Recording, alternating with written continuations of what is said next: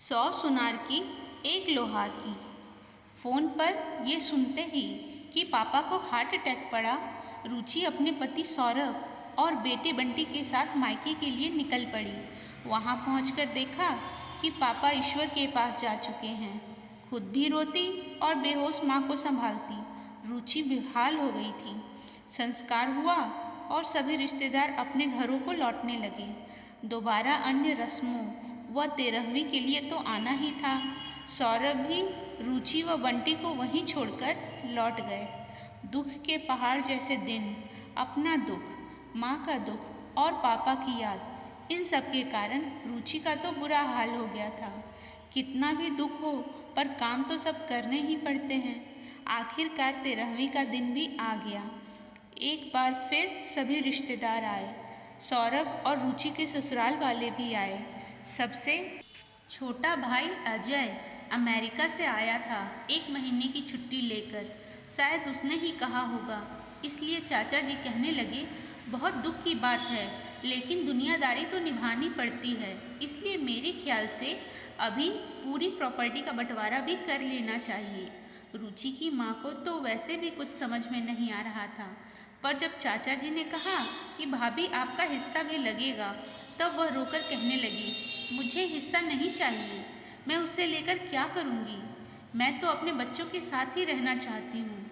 यह सुनते ही सौरभ बोले, ठीक है, तब तो 4 हिस्से हो जाएंगे। रुचि के साथ साथ सबने उनकी तरफ प्रश्न भरी निगाहों से देखा।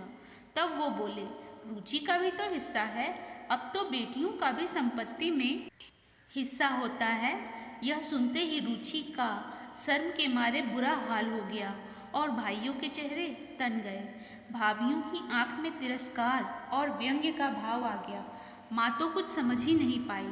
रुचि दूसरे कमरे में चली गई और वहीं सौरभ को बुलवा लिया। पूछने लगी, आपने ये कैसे कह दिया? मुझे तो पापा की संपत्ति में कोई हिस्सा नहीं चाहिए। सौरभ कुछ गुस्से के साथ बोले, तुम्हें चाहिए हो या ना चाहिए, मैं नहीं छोड़ सकता। सौरभ के घर का माहौल ऐसा था जिसमें महिलाओं की कोई बात नहीं सुनी जाती थी। रुचि द्वारा दोबारा मना करने पर रुचि को सौरभ ने डांट कर चुप करा दिया। बोले, तुम्हें मेरे घर में रहना है या नहीं, सोच लो फिर जवाब दो। बिना हिस्सा लिए तो मैं तुम्हें अपने साथ नहीं ले जाऊंगा।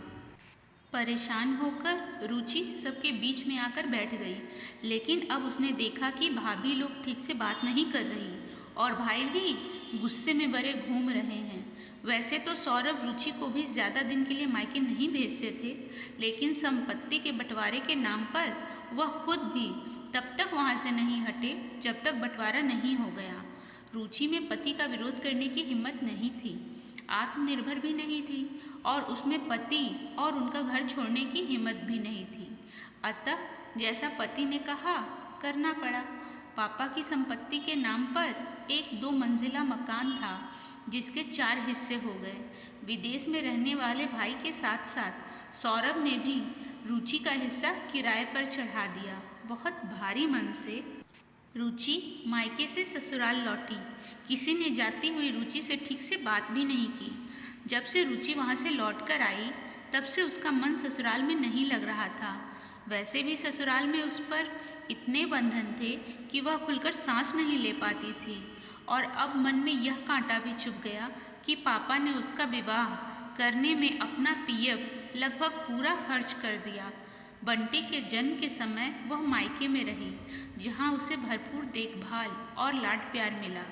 पापा ने विदाई के समय उसे सोने की चेन, बंटी को भी चांदी के बर्तन, कपड़े, झूला आदि और पूरे घर के लिए कपड़े और मिठाई भेजे। अस्पताल का सारा खर्च भी पापा ने ही उठाया। तब तो ससुराल वालों ने जरा भी स्वाभिमान नहीं दिखाया और सब कुछ लेते चले गए। संपत्ति में हिस्सा लेना था तो इतना दहेज क्यों लिया? मन ही मन यह सब सोचती थी, पर ससुराल के कड़े अनुशासन की वजह से कुछ कह नहीं पाती थी। पहले मायके का बल था, पर अब भाइयों के मुंह मोड़ लेने से खुद को बहुत अकेला पाती थी। ऐसे ही समय बीतता गया और रुचि एक बार फिर से प्रेग्नेंट हो गई। शरीर और मन कमज़ोर था, इसलिए बहुत देखभाल की ज़रूरत थी, पर मायके से संबंध पहले जैसा नहीं रहा था। भाइयों के अलग अलग घर हो गए पापा के न रहने से माँ का भी रोब नहीं रहा और फिर रुचि का तो अधिकार भी नहीं था कि हिस्सा लेने के बाद वहाँ सेवा कराने चली जाए। उसकी सास ने उससे कहा भी, अपनी माँ के पास चली जाओ तो तुम्हें आराम मिल जाएगा। रुचि ने उनसे पूछा, माँ का घर कहाँ है? वह तो खुद भाइयों के घर पर रहती है। वह जानती थी अपना हिस्सा लेने के बाद उसका अधिकार मायके जाकर सेवा कराने का नहीं है, इसलिए ससुराल में ही रही। बहुत परेशानी भी हुई, देखभाल की कमी रही, बहुत कमज़ोर हो गई। इस बार उसने बेटी को जन्म दिया। मायके में बता दिया, पर फ़ोन पर ही सबने बधाई दे दी, कोई कुछ लेकर नहीं आया। सास का मुंह बेटी देखकर बन गया। तभी एक दिन माँ का फ़ोन आया। उन्होंने बताया कि एक भाभी अपने भाई की शादी में जा रही है और दूसरी बाहर घूमने जा रही है। वह घर में अकेली रहेगी। रुचि ने सौरभ से कहा कि जाकर के माँ को ले आइए, क्योंकि वह वहाँ अकेली है। सौरभ बोले, यहाँ उन्हें कैसे ला सकते हैं? अपने परिवार में पहले ही इतने लोग हैं कि घर में जगह नहीं है, और फिर मेरी माँ को ये पसंद नहीं आएगा। रुचि बोली, ठीक है, मुझे भेज दीजिए वहाँ। इस पर भी सौरभ का यही जवाब था, तुम चली जाओगी तो यहाँ का काम कौन करेगा?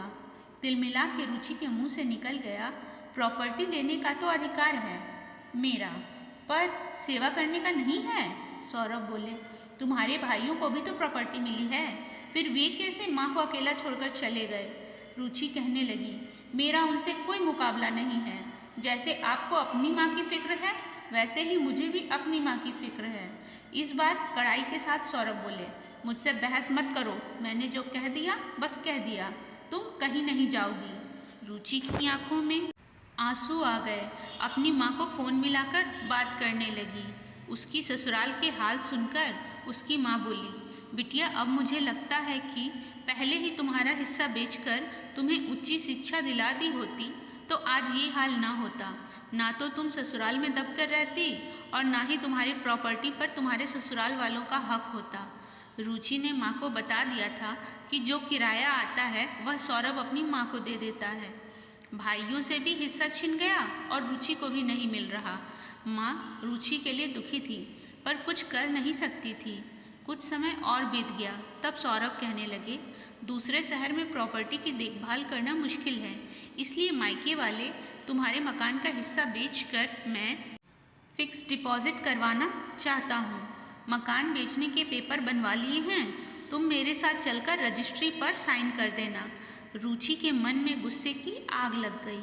गुस्से को दबाकर झूठी मुस्कान के साथ बोली, उस मकान को हम कैसे बेच सकते हैं? अगर यहाँ से परेशान होकर मैंने कभी अकेले रहने का निर्णय कर लिया, तब मैं कहाँ रहूँगी? जब हमारी बेटी की शादी हो जाएगी, तब दामाद हमारा मकान बंटवाना चाहेगा। उस समय बंटी के पास शामिलात के इस मकान में बहुत कम हिस्सा रह जाएगा। उस समय मेरे मायके वाला मकान तो होगा, वही मकान बंटी को दे देंगे। अब सौरभ को धक्का लगने की बारी थी। रुचि अकेले रहने का निर्णय ले सकती है और जो काम खुद किया वही काम दामाद करेगा। यह सुनकर धक्का लगने से वह धम्म से कुर्सी पर बैठ गया। रुचि के चेहरे पर विजयी मुस्कान थी। आज वह ये कह सकती थी कि 100 सुनार की और 1 लोहार की। आज महिलाओं को भी पिता की संपत्ति में हिस्सा मिल रहा, किंतु पिता को बेटी को इतना काबिल बनाना चाहिए कि वह अपनी संपत्ति की रक्षा कर सके। सरकार को ऐसे नियम बनाने चाहिए कि बेटी ज़रूरत पड़ने पर माता पिता की सेवा अवश्य करे। ऐसा ना हो कि दामाद पत्नी की संपत्ति लेकर मनमाना उपयोग करे, क्योंकि उस महिला में पति का सामना करने की योग्यता और साहस नहीं हो। इस कानून का दुरुपयोग नहीं होना चाहिए। दोस्तों, आपको मेरी ये कहानी कैसी लगी, प्लीज़ कमेंट करके ज़रूर बताएं और मेरे चैनल को सब्सक्राइब भी करें। और हाँ, प्यारे प्यारे कमेंट करना ना भूलें। धन्यवाद।